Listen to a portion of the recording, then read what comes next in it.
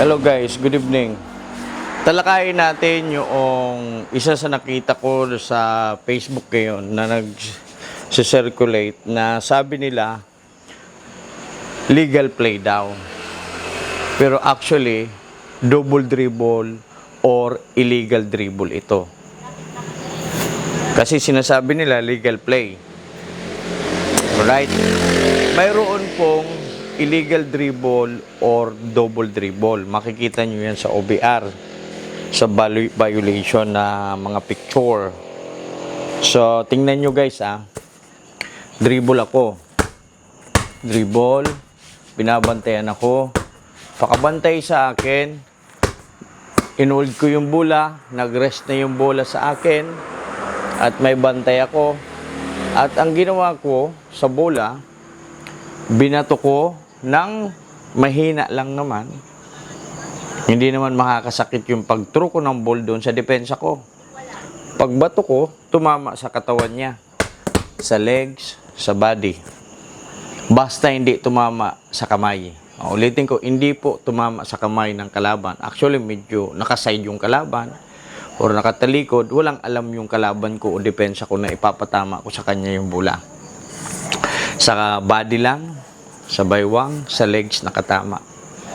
Pakapasok ko sa kanya, pakabato ko sa katawan niya, kinuha ko ulit at drenable ko. So, ang purpose ko kaya kung binato yung bola sa katawan ng kalaban ko para makapag-dribble ako sa pangalawang pagkakataon. Yan po ay illegal dribble. Ang tawag niyan double dribble or illegal dribble. Hindi ka pwede mag-dribble sa pangalawang pagkakataon na kung saan tapos ka na sa first dribbling, nag-hold ka na ng bola at bawal ka na mag-dribble at ginawa mo, ibinato mo sa katawan at nakuha mo uli, ikaw may control Alam mo kung saan didireksyon yung bola, nakuha mo uli at dribble mo. Illegal dribble po yan or double dribble. Alam mo kung bakit? Sinasabi sa Article 24.2, kapag tapos na ang first dribble mo, pwede ka mag-dribble uli sa pangalawang pagkakataon kapag ang bola na-touch, meaning kamay, na-touch ng depensa o kalaban yung bola. Yan ang tandaan. Actually, sinabi doon touch by player sinabi doon touch by player. Or I should say, pwede rin pala matouch ng kamay ng opensa. Alam mo, pinasa mo sa kanya.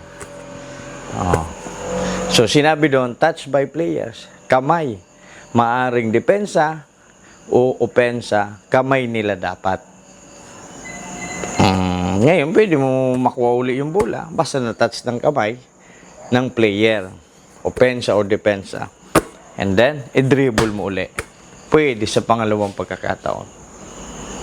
Alright? I think, i-visualize nyo, So, napakagandang senaryo na iyan. Illegal dribble po yon kapag hindi na-touch ng kamay. Or double dribble. Yan ang pakatatandaan, Don't forget to like and follow the page EBM. Like and follow the page EBM. Marami kayong matututunan. Bumubuelo lang tayo. Medyo nagpahinga ako ng bagya. Please support the page EBM. Thank you.